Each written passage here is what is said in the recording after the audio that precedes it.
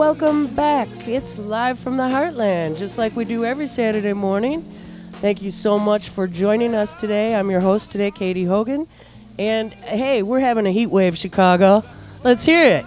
It's 20 degrees. Ow! Going up to 36. Aren't we warm and happy here in Chicago for the weekend? Unfortunately, there's a whole score of folks across the heart of the country who are not. We hope that they get their heat and lights soon and that they get into a safer place than they've been. But once again, we lucked out. And we have a sunny day, and we have a very full and fascinating show, if I do say so myself. We will hear later from a couple of the curators of the Rainbow Coalition exhibit because it is moving from DePaul to UIC with a few changes. So Julia Hamilton and Maria Isabel Ochoa will be talking to us later.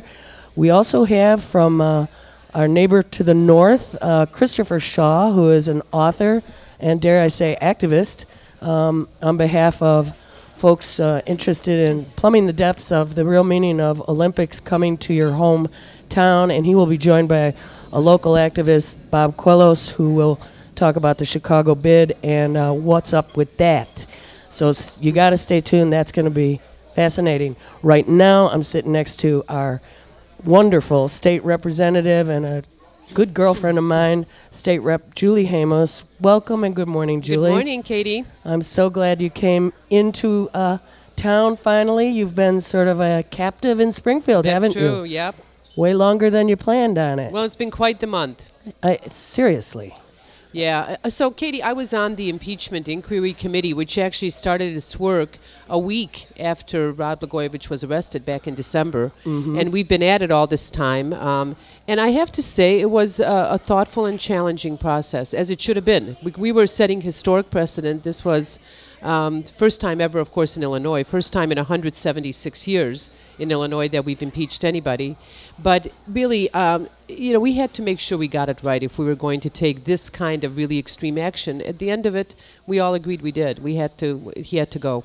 So was that committee consisted of both state reps and state senators? No, the Illinois Constitution spells out the process that the inquiry, almost like a grand jury, happens in the House. So in the House, we set up a committee that had 21 people, 12 Democrats. I was honored to be one of those named Democrats. I guess.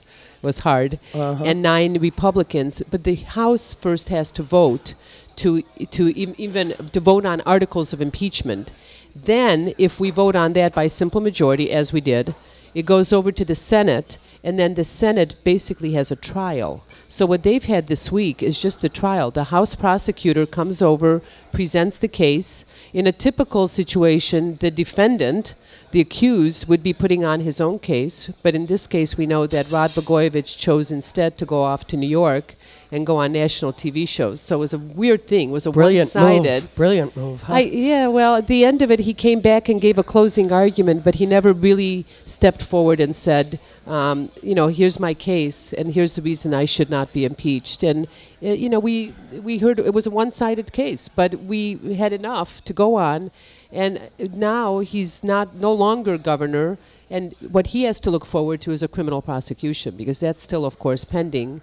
And that's the 60-page complaint that started this off. There's many things in there for which I believe he'll be convicted someday. Wow. What an inglorious end to sort of a meteoric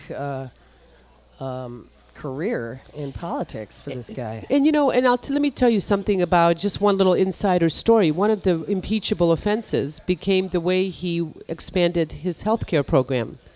Because, and this is so unfortunate, because he chose an issue that is obviously very important to all of your listeners, all of my constituents, and that is health care. He staked that out. Every governor should stake out a few issues for which they go to the bat, and this was it, health care. And he fought for it. He put in place an all-kids program. All children in Illinois have access to health care. But when it came time for him to expand that, he just refused to work with us. And what really was the impeachable offense was that in the course of expanding a health care program, for God's sakes, he decided to go it alone.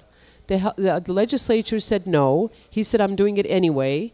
that became an abuse of power because governors can't just make their own laws. There really is a balance of power.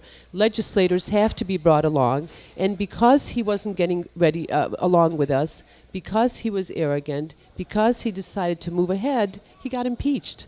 To think of the irony of that, here's a governor who did have a meteoric rise. He was fighting the good fight for something good, and yet the way he did it and the arrogance by which he did it is what got him in trouble. Well, just on that point, because I took applications for all kids while I was doing the community liaison job, and I thought it was such a tremendous program to be able to offer all of our neighbors, whether they are, no matter their status, which was a key feature of the program in this neighborhood, that immigrants, children, all children were covered under this program, and it was a great thing that we had to offer the public. The problem the question I would raise is this governor made an enemy of a very powerful man, that being Mike Madigan, whose position is majority Speaker. He's the speaker of and has been for 30 years. For 30 years. Close to that, yeah. Okay, and there's other things that I know about Mike Madigan that makes him not a favorite, not an ideal political figure to me. Some of the things he's been for, some of the things he's been against, some things that he's been a party to that would smack of, shall I say, machine politics. So when someone makes an enemy that looks to me like a guy who needs some improvement to begin with, I sort of am on the side of the guy who's that guy's enemy. Now, somehow, is he now not governor because he made an enemy of Mike Madigan?